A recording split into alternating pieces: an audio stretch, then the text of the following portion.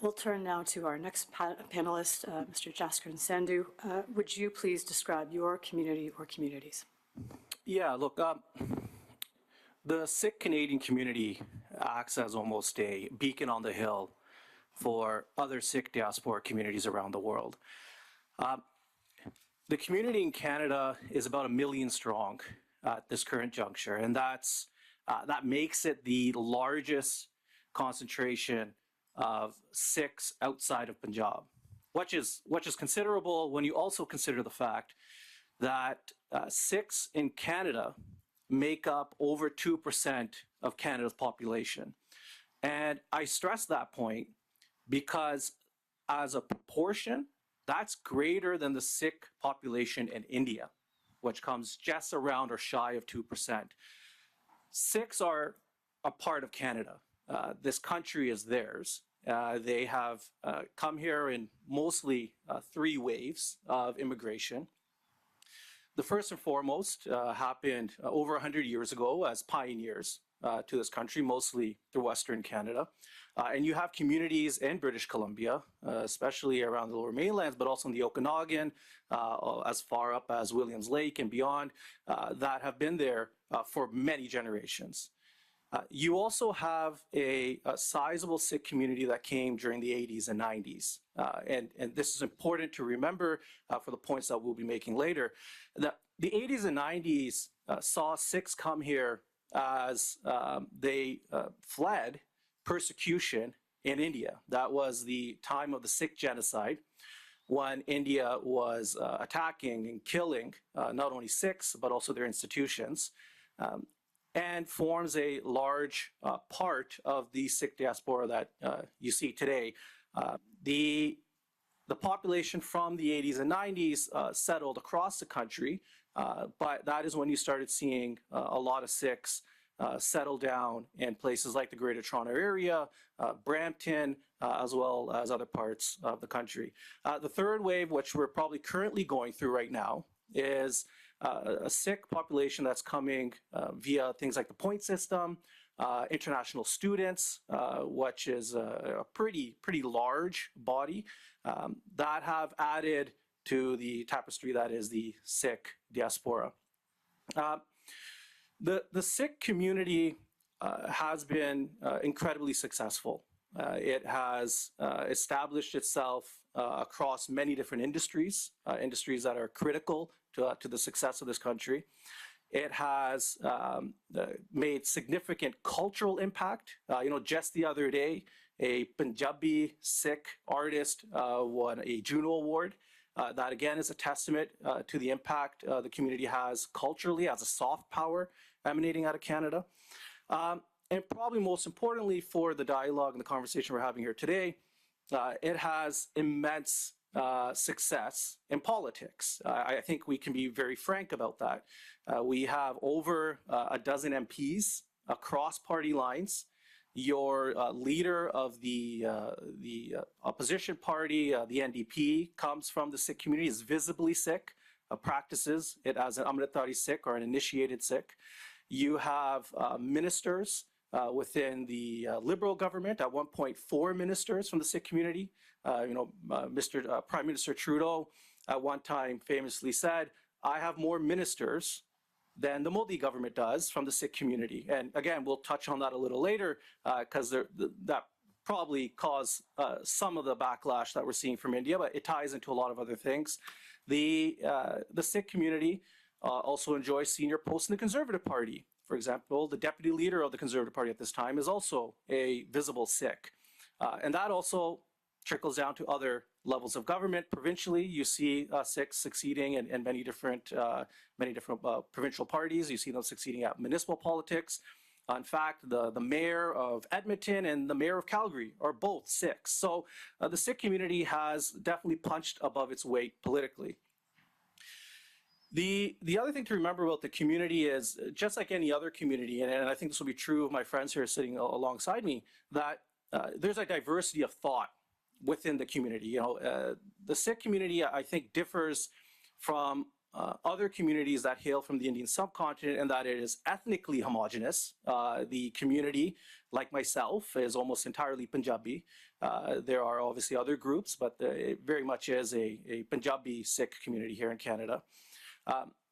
There is still a diversity in political opinions, on thoughts, on the news of the day, current affairs, history, just like every other community. It does not act like a monolithic on every aspect of life, but it is very much united.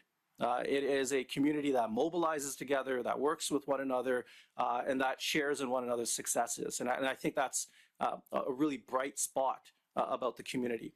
It's also what scares the Indian government. It's also what strikes fear in their hearts, because this is a community that cares very deeply about back home, about Punjab, about India, about South Asia in general. It's a community that is tied to Punjab, and it's the fact that a lot of them still have ancestral land and holdings in Punjab. A lot of them still have family and friends in Punjab. A lot of them still care about the politics of Punjab and of India. And most importantly for the Sikh community, have deep ties to faith. The land of Punjab is the birthplace of the Sikh faith. It is where the fountains of Sikhi that we understand and see today first blossomed. It's where Amritsar, the land that is, and watch the Harmandir Sahib, the Darbar Sahib complex, the Golden Temple exist, a site that was invaded and almost partially destroyed by the Indian government, again, as part of the 80s and 90s persecution. It is the land where the Akal Takht stands. The Akal Takht is the temporal seat of authority for the Sikh people. It's and I hate making this comparison, but it's the closest one I got, and it's the only one that seems that everyone kind of understands. It's the closest we have to, let's say, something like the Vatican or Mecca for the Muslim community. It's the center of our political existence and our spiritual existence. So obviously, Sikh Canadians, people of faith, have a deep connection to what's happening there. And I only mention this again because the diasporic community, the Sikh diasporic community, doesn't exist in a vacuum. It's very much a transnational people, very much that are still connected with their land in Punjab for a lot of different reasons, and most importantly, I would argue, faith. This is something we need to keep in mind when we talk about the community. As of today, the three largest centers of the Sikh community here in Canada are Brampton, which exists inside the Greater Toronto Area. There's also large communities in places like Mississauga and elsewhere in the GTA. There's growing communities, obviously, in Quebec, outside of Montreal. There's growing communities in Windsor and other places like that.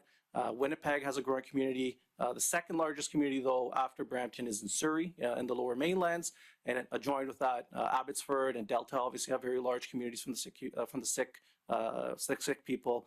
And then the third largest hub of Sikh population is Calgary, but there's also a sizable population at Edmonton. So this is a community that is fairly centralized and dense in their community pockets. They enjoy a lot of success in the cities and the places that they've called home, and they care deeply about what's happening in Canada, including foreign interference. On that note, would you please describe the forms that foreign interference takes in your community? So the one thing I really want to make clear is I appreciate and understand that this inquiry is looking at a snapshot in time. I appreciate that. I understand that the terms of reference are looking at a specific snapshot in time. But you can't talk about foreign interference and how it has impacted the Sikh community in Canada if you don't go back to the 80s, because that is when it started.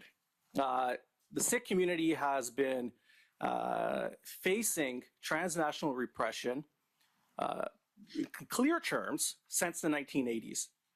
And you don't have to take my word for it. RAW and IB agents, what are the external and internal intelligence agencies of India, have literally written books about this, of how they, in the 1980s and onwards, have infiltrated Sikh institutions and bodies, including Gurdwaras, which are places of worship, how they have threatened and coerced actors within our community, including within spaces like ethnic media, how they have worked to not only infiltrate, but destabilize and undermine the ability of the community to mobilize. And part of that is a fear of the Sikh community gaining success in the political space, in the political theater, in electoral politics, and the hallways of power. The foreign interference story truly starts then. And it hasn't changed. It has just evolved and has maybe got more sophisticated and advanced since then. But its roots were settled in the 1980s to the point that in and around the mid-80s, and Canadian media has reported about this. They reported about all of this, in fact, that at one point, Canada actually expelled members of the Indian consulate engaging in foreign interference in the 80s. Which ties into another important point of how the foreign interference happens. Indian consulates act as a hub for espionage and foreign interference and transnational repression targeting the Sikh community. And they'll target anyone who's vocal. That goes for individuals that talk about human rights issues in India.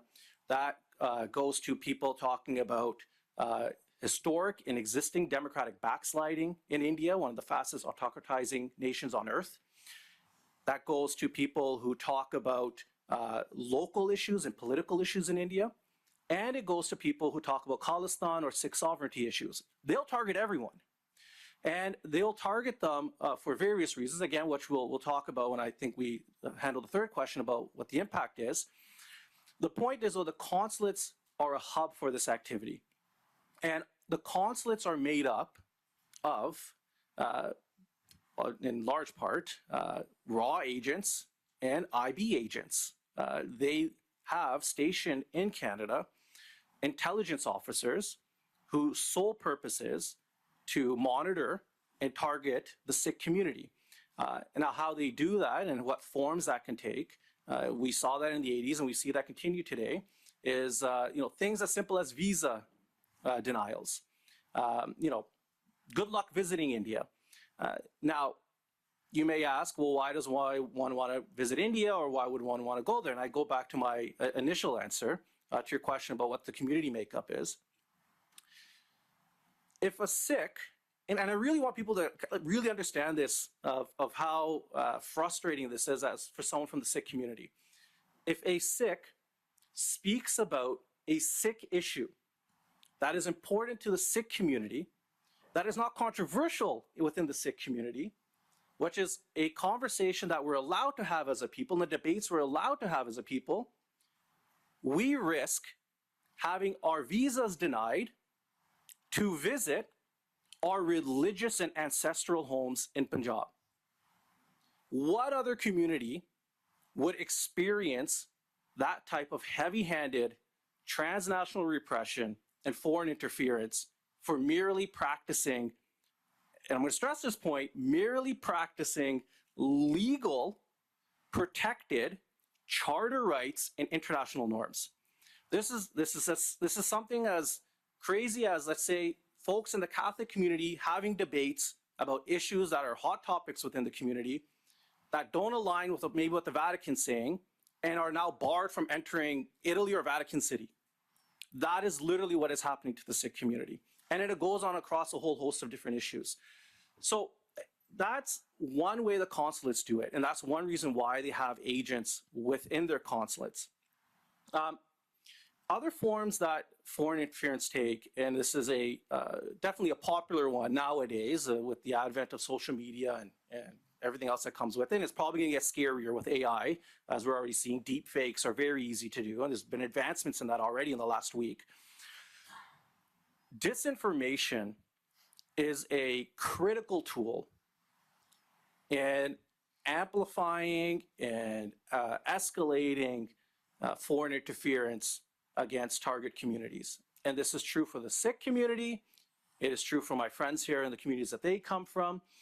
We're seeing it only grow more alarming, and I fear even scarier with the advent of things like AI. There's a real possibility what I am saying right now, which is being streamed, can be modified literally by tomorrow and saying something completely else. And what are people supposed to do about that?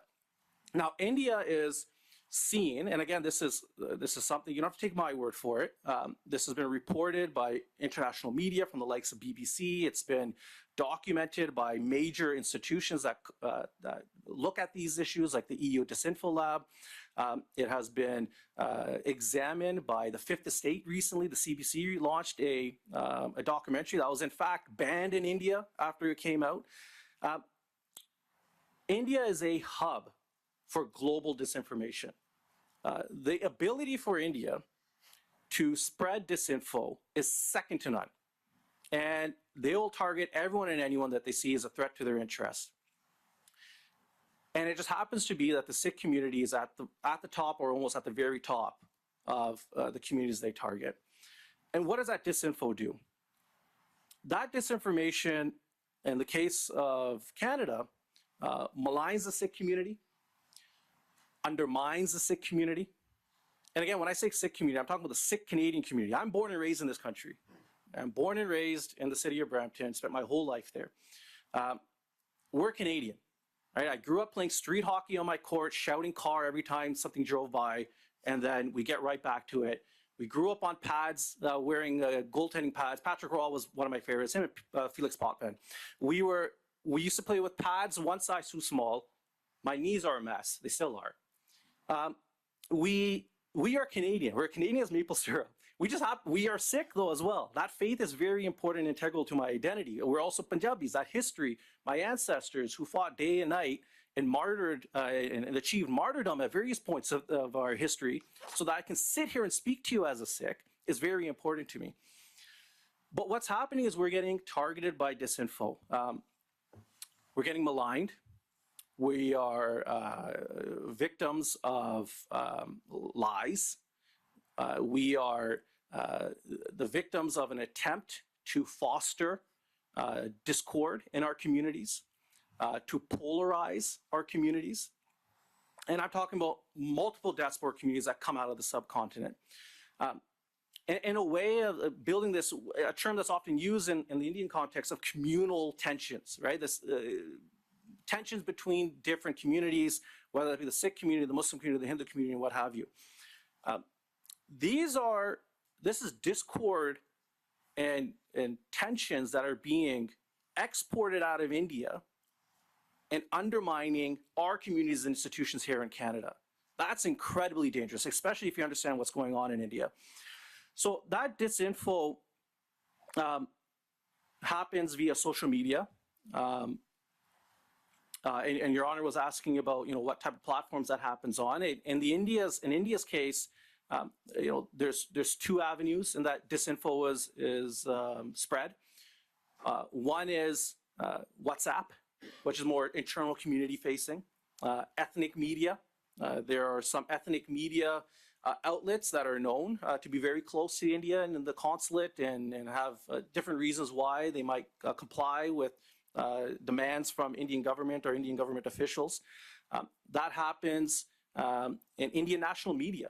Indian national media will spread disinformation. Like, it is known, it has been covered, it has been reported. It's a reason why India currently on Reporter Without Borders index on press freedom ranks 161 out of 180 countries.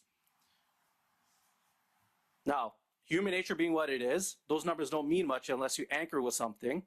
India ranks below Afghanistan. India ranks below, I'm pretty sure it was in the previous iteration, I don't know about currently, but I think it actually ranks below Russia. India, though, unlike those other countries, likes to tell people that it's a pluralistic, democratic nation that shares values with the likes of Canada and the United States and the UK and et cetera, et cetera. So this is how disinfo is being disseminated. On social media, aside from WhatsApp, the platform of choice for Indian disinfo is Twitter. And there's a reason for it. There's a very specific reason for it.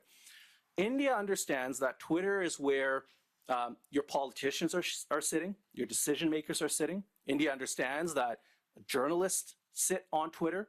India understands that think tanks and institutions and NGOs all operate on Twitter. Their goal is not just to directly malign Sikh actors or Sikh activists or the Sikh community. Their goal is also to influence Western actors to silence Sikh activism in the diaspora. So the role of disinfo is to make it so that decision makers think twice before listening to, quite frankly, their own constituents because of noise coming out of India that they can't find the signal through. The examples are multiple. You know, look at the NDP leader Jagmeet Singh. Look at liberal ministers. Look at members of the Conservative Party at senior ranks within the party. Look at any time they ever tweet anything or say anything or do anything. You will see underneath accusations of them being terrorist sympathizers, extremists, you name it. Just absolutely bonker accusations. If you go read Indian media, I'll give you an example from the 2008 trip to India that Prime Minister Trudeau and his entire team went on. The Minister of Defense at that time, Harjit Singh Sajjan, was accused of being a terrorist and an extremist. Think about that for a second. That makes absolutely no sense. We know that's ridiculous. The leader of the NDP party at that time was also accused of such things. Prime Minister Trudeau was accused of being in bed with terrorists in Canada. Again, none of these things are ever proven, and they're not going to be proven because they're false. But the point is to attack and undermine and cast a cloud of suspicion on the Sikh community. And in February, I think it was February 2018 at the time, it worked. India was able to achieve their goal. There were at one point in February 150 negative articles. I'm not talking about news reports, radio, or whatever. 150 mainstream articles that were negative and parroted, unverified, quite frankly, false accusations about the Sikh community, its political aspirations, and its members of parliaments. That's one snapshot in time. That's been happening since the 80s. So that disinfo is also meant to shape the manner in which Canadian media reports on our community. Now, back then, there was huge failings and over a lot of advocacy from the Sikh community, including a World Sikh Organization campaign called Ask Canadian Sikhs, including the efforts of Gurdwara associations like the OGC and BCGC, as well as just grassroots organizing. Attempts to talk to journalists and media to educate them on what's actually going on. And Canadian media actually has grown leaps and bounds since then and hasn't necessarily fallen victim to these disinformation networks like they did back in 2018. But that doesn't mean it's not happening still. And there are other people platforming this disinformation who I can only term, unfortunately, and don't mind my language, useful idiots from the far right, especially on platforms like Twitter, that are more than happy to parrot and push nonsensical, outlandish disinfo from India. Another form that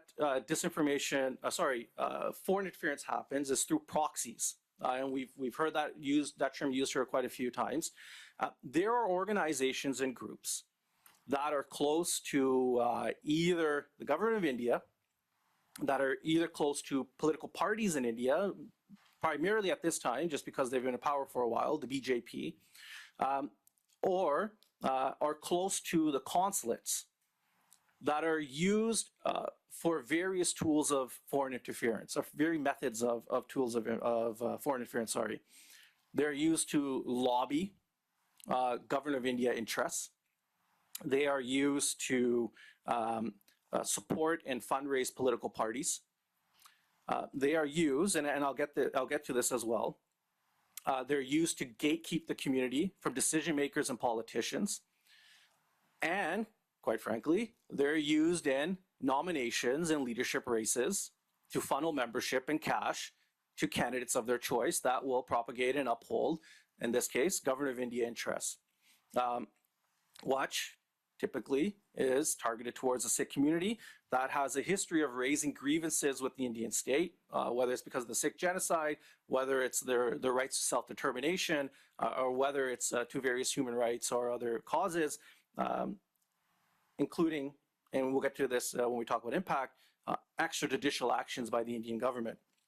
So the proxies are important, the disinformation is important, the media, how it works is important because it gets to, again, probably more relevant to the conversation we're having here, the other form of foreign interference, which is interfering in the electoral process. The theater in which foreign interference happens on the electoral process is actually, quite frankly, not necessarily general elections, which I know is kind of the scope of what we're discussing here in the first phase, at least. Where foreign interference really happens at a much more successful and consistent manner is nominations and leadership races. And there's a reason for that. Those are closed universes. So for those that are not aware how nominations or leadership races work, unless you're a party member, you can't vote in that process. So, you know, I'm a member of the Brampton riding, and I can't vote for my candidate of choice unless I first purchase a membership by a certain deadline and then go vote on a nomination date. And at the result, one of the many candidates that stood for the race will get a ticket to run. That's very easy to manipulate, right? It's very easy to mobilize. It's very easy to give cash to candidates. There's very little oversight on how nominations are done in this country. Political parties are essentially clubs, and they can, for a lack of better terms or going into details, can do whatever they want. And so it's easy to insert yourself into those processes, especially if you're a powerful government that everyone wants to get cozy with because of trade deals. So you have an easy time of getting into the process at the nomination and leadership race because of that. Now, there's been some reporting recently that one federal party, and again, these folks may not even know that it's happening, have been a victim of foreign interference by proxies and the Indian government in their leadership race. And it was done by withholding and gatekeeping community events, right? So events put on and attended by Canadians, membership sales, and general fundraising to undermine or stop a candidate they didn't like because they had raised issues that were important to the Sikh community that the government of India didn't want being discussed. That's happening everywhere, right? That happens at the provincial level. It happens across party lines. This is not necessarily an issue specific to one party. I want to make that very clear. The nominations work the same way. So this is something that we need to really keep in mind when we talk about foreign interference in elections, because a lot of it actually happens before the generals. It's harder to interfere at a general election because people are voting because of the wave. They're voting for multiple different reasons. There's a lot of different external and internal factors at play. That's not the case with nominations and leadership, where you can control a lot of the levers. Interference also happens in things like candidate selection. So every party, before they allow someone to run in a nomination, will go through a process where either they're red lit or they're green lit. If you're someone who has actively spoken about Sikh issues and Sikh causes and Sikh concerns, I guarantee you the Indian government is telling those parties to red light them. Those conversations are happening. Those correspondences are happening with one another, and it's done through consulates and high commissions. That is a very real form of foreign interference that is happening, again, across party lines, across every level of government. Again, because it's easy. Every political party is going to, one way or another, say they want to have close ties with India, again, for trade, and they're willing to, quite frankly, look the other way on human rights violations and transnational repression against their own citizens to pursue those trade deals, minus one exception, which we'll get to. And sorry to interrupt, but I am mindful of time because we do have one more panelist. You've mentioned several times that you will talk to us more about some of the things you mentioned when you discuss the impact. So I wonder if you can turn your mind to moving on to the impact once you finish. Yeah, look, impact, they literally killed a guy, right? They killed Hardeep Singh Nijjar, a president of a major Gurdwara in Surrey, in the parking lot of said Gurdwara in broad daylight. A leader of the Sikh community slumped over his steering wheel, bleeding out because he was shot multiple times as part of a transnational repression assassination program. And the scary part was, he was only one of many people on that list as per the US indictment on Nikhil Gupta, which should really shed more light on this. And I look forward to the day that the RCMP lays charges and arrests the people that were involved in the Canadian example. Like, how is that for impact? That's the cost of foreign interference in this country and not taking it seriously. What surprised us about Prime Minister Trudeau's message in Parliament back in, what was that, 6 months ago, 7 months ago now at this point, what surprised us as a community was not the fact that India would go to the lengths of assassinating someone in Canada, Canadian citizen, mind you. What surprised us was that Prime Minister Trudeau would stand up in Parliament and confront it head on. And that, at least that day in Parliament, would be echoed by all major opposition parties, from the NDP to the Conservatives to the Bloc Québécois. And that surprised us as a community because the impact of foreign interference on the Sikh Canadian community has been largely ignored over the last 30, 40 years. The community has felt that it's been up to us to defend ourselves. It's that there is essentially nothing the government will do to protect Sikhs out of fear of embarrassing India, a country that likes to advertise itself as the world's largest democracy, but quite frankly isn't, and the trade deals that it comes with. The reality is, the impact of foreign interference has had a major chilling effect over the last 30, 40 years in Sikh Canadians enjoying charter-protected rights and the full glow of liberty and freedom that this country is supposed to stand for. We have allowed the Indian government to dictate the terms of how fellow Canadians look at us as Sikh Canadians. The impact has been, we have largely allowed India to describe us practicing our charter rights as extremists or terrorists. In fact, me speaking here right now, under Indian definitions, would be considered an act of terror and extremism, because I'm just telling you the truth of what happens to our community. That's how freely they throw that word around.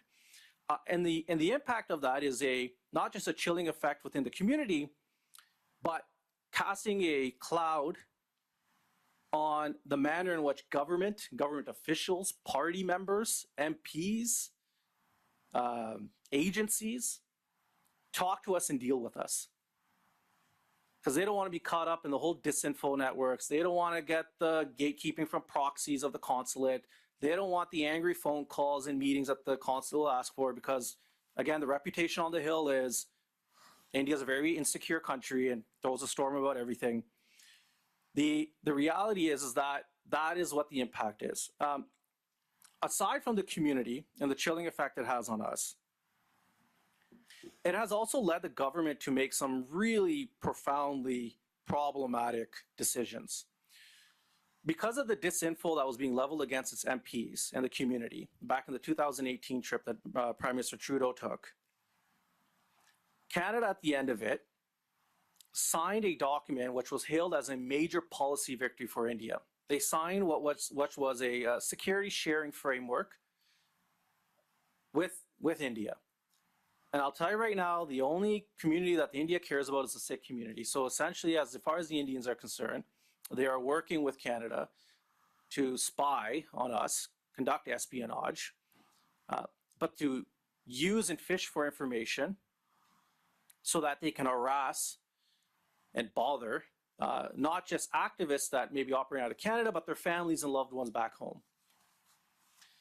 Now, a security sharing framework of this type did exist at one point, but Canada pulled it decades ago because they realized that India was using information, even just basic information that doesn't actually amount to any kind of guilt or anything of that sort, to engage in extrajudicial murder, torture, seizure of properties, etc., etc. And Canada, to its credit, has over the years not fallen under the pressure to bring that type of framework back until foreign interference worked like a charm for India and they were able to get it done.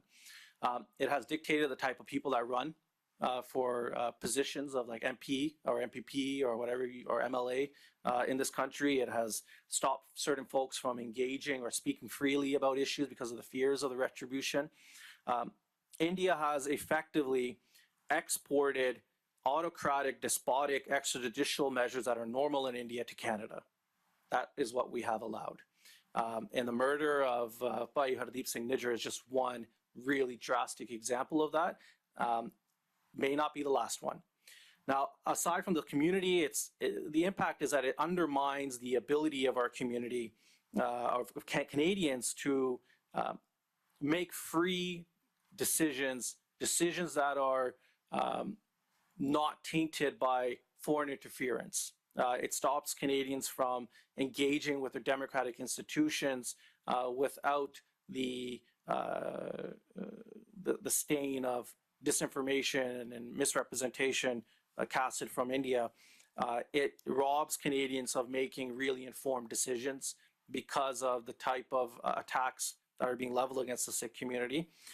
And it foments discord and polarization within our community as well, who are happy, in subsegments of the community, happy to jump and bandwagon on disinformation from India if it means that they can attack certain political parties and certain politicians they don't like for other reasons or whatever it may be. The impact, I'll give you another stark example. Back in 2010, Canadian visa officials rejected visas to former and current Indian paramilitary, military, and police officers from visiting to Canada because they had been implicated in extrajudicial murder and torture, particularly against the Sikh community in India. The Indian government, after an outcry and pressure and complaining about it, the Canadian government reversed their decision and allowed those actors who had a history of conducting torture and extrajudicial murder against our people into the country. That has continued to happen to this date, and those people, quite frankly, live amongst us. That is something we're allowing because of foreign interference, and that is something that is going to increasingly happen if we don't wake up. And if we believe that, well, India is, again, a pluralistic liberal democracy, just like Canada and the US, so therefore we can interact with them just like we do with allies like the US and the UK, we're in for a really rude awakening. India is a hostile state. India is well, depending on what ranking you look at, if you look at the VDEM Institute or the Freedom House, it is the fastest autocratizing country on earth. It is now what is referred to as an electoral autocracy. It is what is referred to as a partly free country. I already referenced the rankings of press freedom there. Institutions like the judiciary is falling apart. They literally just arrested one of the major opposition leaders right before the election, and they pulled the funding of another major opposition, and again, in a lead up to an election. This is the state of India. It's been like this for a very long time, and it's the Sikh community that's facing the brunt of this hostility. Thank you very much.